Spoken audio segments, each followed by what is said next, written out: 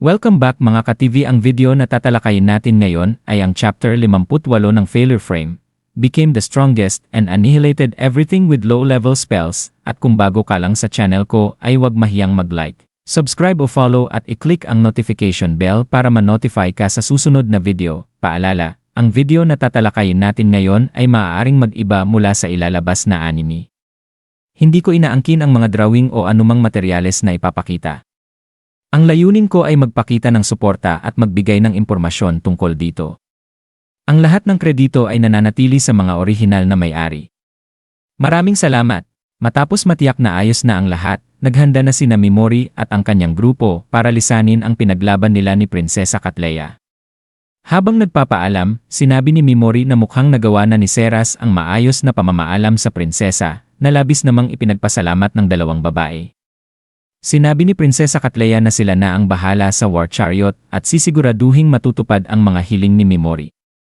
Gayunpaman, inamin niyang hindi sapat ang kanilang tulong upang masuklian ang lahat ng nagawa ni Mimori para sa kanila, lalo na nang iligtas niya sila mula sa Golden Eye Monsters, sa mga kampo ng emperador na demonyo at sa insidente ng 5 Dragon Warriors.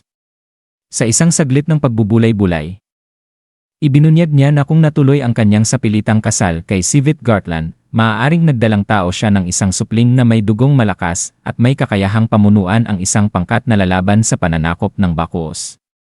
Subalit, sinabi rin niya na hindi tulad niya, si Seras ay nagkaroon ng pagkakataong manatiling malinis dahil kay Mimori. Medyo nahiya si Seras sa komento, habang napansin naman ni Catleya ang misteryosong presensya ni Mimori na para bang may dalawang siya. Sa kabila ng seryosong pag-uusap, hinangaan ni Mimori ang matatag na kalooban ni Catleya. Pinuri siya sa patuloy na pakikibaka para sa kanyang bayan sa kabila ng pagkawala ng kanyang kaharian. Ayon kay Mimori, ang ganitong uri ng katatagan ang tunay na nagbigay katwiran sa titulo niyang si Prinsesa. Matapos ang huling palitan ng mga salita, nagpaalam na ng lubusan si Seras kay Catleya bago biglang lumiwanag ang paligid, at sa isang iglap, nawala sina Mimori at ang kanyang grupo, papunta sa teritoryo ni Erika. Habang lumulutang sila sa langit, tahimik na pinanood sila ni Catleya hanggang sa tuluyan silang maglaho. Pagdating sa bagong lugar, sinalubong sila ng mga yabag ng paparating na tao. Agad itong nakilala ni Eve Speed, at ilang sandali pa, tumakbo si Liz patungo sa kanila, tinatawag na ate si Eve bago mahigpit siyang yakap.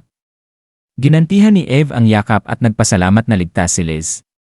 Gayon din, ipinahayag ni Liz ang kanyang kasiyahan na makita sina Mimori, Seras, at ang kanilang mga alagang halimaw, si Slichan at si Pigimaru na nakabalik ng walang pinsala. Nag-ingay rin ang dalawang hayop na tila nagpapatunay ng kanilang kasayahan sa muling pagkikita. Pinuri ni Liz ang kanilang pagsisikap sa laban, nagpapakita ng kanyang taos-pusong pasasalamat sa kanilang katapangan. Samantala, napansin ni Eve ang kasuotan ni Liz, isang maid outfit, at pabirong sinabi na bagay ito sa kanya. Walang gaanong emosyon, ipinaliwanag ni Mimori na si Erika ang pumili nito bago siya nagtanong kung nasaan ang babae. Nag-alinlangan si Liz bago sila dinala sa loob ng bahay, kung saan nila nadatnan si Erika na nakahiga sa kama, halatang pagod. Sa kabila ng kanyang kalagayan, malugod silang tinanggap ni Erika at ipinaliwanag na ginamit niya ang kanyang mga alagang espiritu upang gabayan at suportahan sila sa kanilang misyon. Ginamit pa niya ang kanyang boses upang makipag-ugnayan sa kanila, isang prosesong labis na nakakapagod. Napagtanto ni Seras at Eve na marahil kaya naging masyadong maayos ang kanilang paglalakbay patungo sa anti-monster White Castle ay dahil sa hindi nakikitang tulong ni Erika. Hindi napigilan ni Liz na pagsabihan si Erika dahil sa labis nitong pagpapagod, ipinapaliwanag na hinimatay pa ito sa pagod. Ngiti lamang ang isinagot ni Erika, sinabing ipinagkatiwala niya kay Liz ang pag-aalaga sa kanya sakaling mawalan siya ng malay. Pinuri niya si Liz sa pagiging maalalahanin at sinabing isa rin itong mahusay na kusinera. Medyo nahiya si Liz at inamin na dati siyang nagtatrabaho sa isang restaurant, kaya may alam siya sa pagluluto.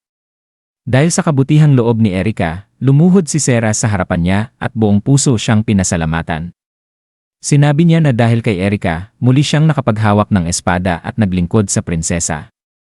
Nangakong sa hinaharap ay susuklian niya ang kabutihang iyon. Pinasaya ni Erika ang kanyang mga salita, ngunit iminungkahi na magpahinga muna silang lahat matapos ang mahabang paglalakbay. Habang nagpapahinga ang iba, nanatili si Mimori upang makipag-usap ng sarilinan kay Erika.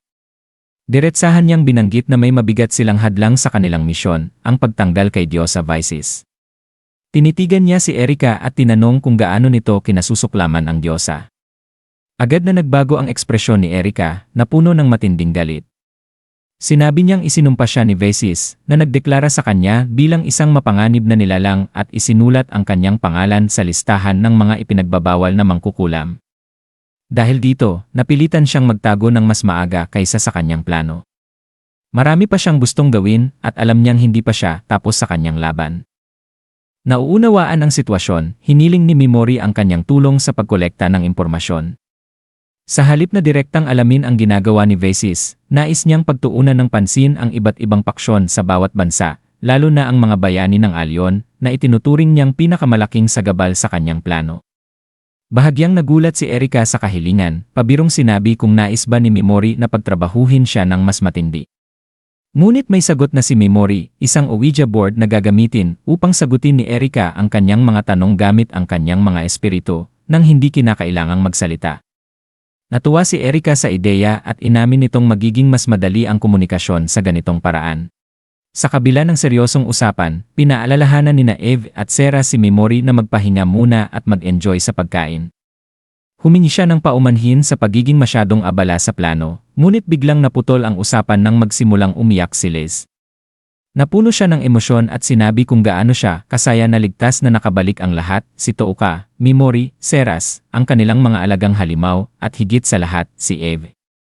Sinubukan niyang pigilan ang kanyang luha, ngunit tinapik siya ni Erika sa ulo, sinasabing hindi kailangang pigilan ang kanyang damdamin sa ganitong sandali. Pinuri niya si Liz sa pagiging matatag at matyaga sa kabila ng lahat ng kanilang pinagdaanan. Sinuportahan ni Mimori ang kanyang sinabi. At nagkaroon ng mas magaan na sandali nang biglang sabihin ni Liz na ang pakiramdam niya ay parang nasa isang pamilya siya. Nagpalitan ng tingin sina Mimori at Seras, at sa isang saglit, napaisip kung tama nga ba yon. Sa huli, sumang-ayon silang maaaring totoo ang nararamdaman ni Liz. Kinagabihan, nakatayo si Eve sa balkonahe, tahimik na nakatingin sa malayo. Lumapit sa kanya si Mimori at tinanong kung maaari silang mag-usap. Humarap si Eve, nagtataka, ngunit nang bumukas ang bibig ni Mimori, sinabi niyang aalis na siya kinabukasan. Una, tumango si Eve sa kanyang sinabi, ngunit itinuloy ni Mimori ang kanyang pahayag, hindi lang basta pag-alis, kundi pansamantalang pagtatapos ng kanilang paglalakbay ng magkasama. Nanlaki ang mga mata ni Eve sa pagkagulat, hindi handa sa biglaang desisyon ni Mimori, habang ang bigat ng kanyang sinabi ay tuluyang lumubog sa kanyang isipan. At dito nagtatapos ang chapter 58 ng Failure Frame. Patuloy lamang po sa pagsubaybay at maraming salamat.